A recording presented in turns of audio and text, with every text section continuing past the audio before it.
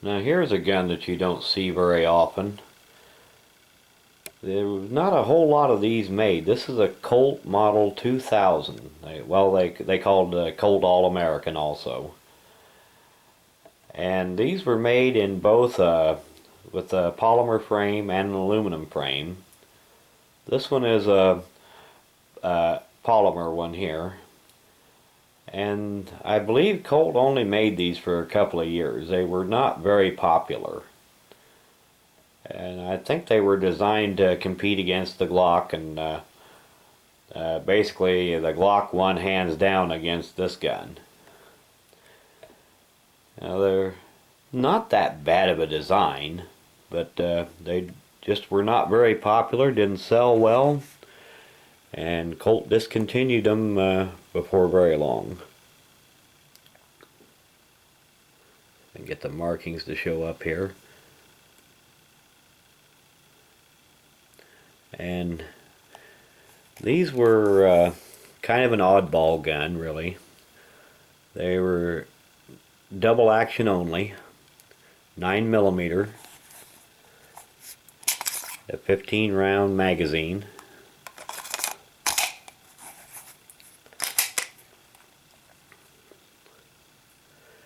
And it seems to work well enough, but it's just basically these days are becoming sort of a collector's item just because it says Colt on it and there wasn't a whole lot of them made. Magazine releases here. This is a slide release here.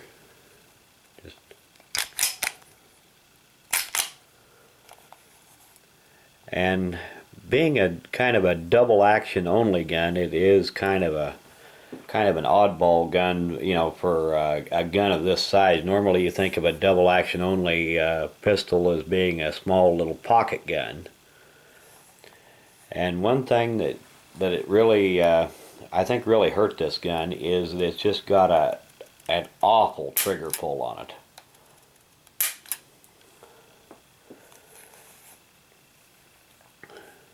But still, it is kind of an interesting little design, and like I said, they are becoming something of a collector's item nowadays.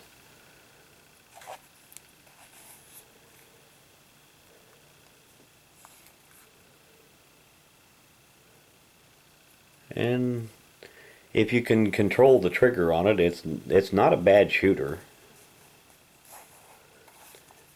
It does have kind of a top-heavy balance, but that's kind of the nature of the beast for any polymer frame gun, at least one of any size.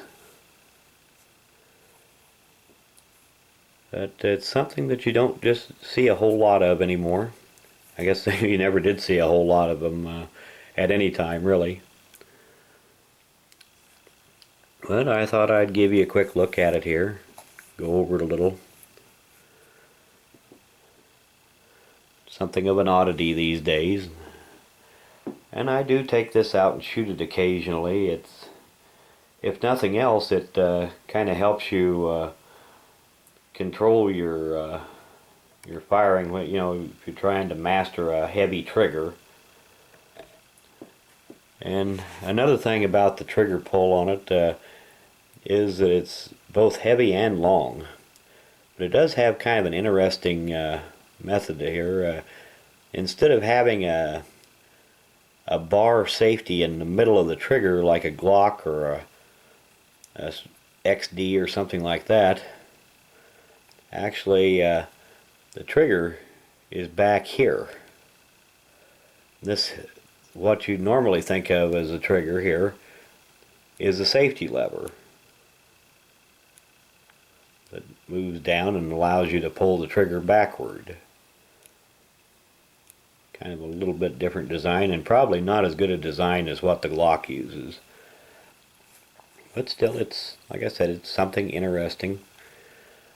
The grips are one thing that really has beaten out the Glock on. I like the way the grip fits in your hand more than the Glock, and the grip angle is better for me anyway than the Glock. I always thought the Glock had too much of a too much of a grip angle, kind of like more like a Luger, and I prefer something more along the lines of a 1911, and this here is closer to a 1911 on the grip angle. But still, there it is for what it is. And I want to do a quick shout out here at the end of the video here. And this one's for a guy that calls himself Maniowan. And this guy has been putting up some good videos, but he's getting really discouraged. He doesn't seem to have attracted a lot of attention. And like I said, he's getting really discouraged and thinking about packing it in. So if you can go over and give his channel a look and maybe give him a little encouragement to hang in there for a while longer, that'd be great.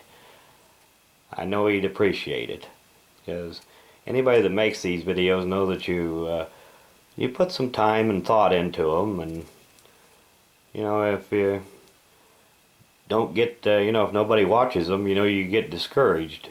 And anyway, if you you'll find a link to his channel in the description of this video, and if you go over there and kind of give him a little encouragement, I'm sure he'd appreciate it. Well, thanks for watching.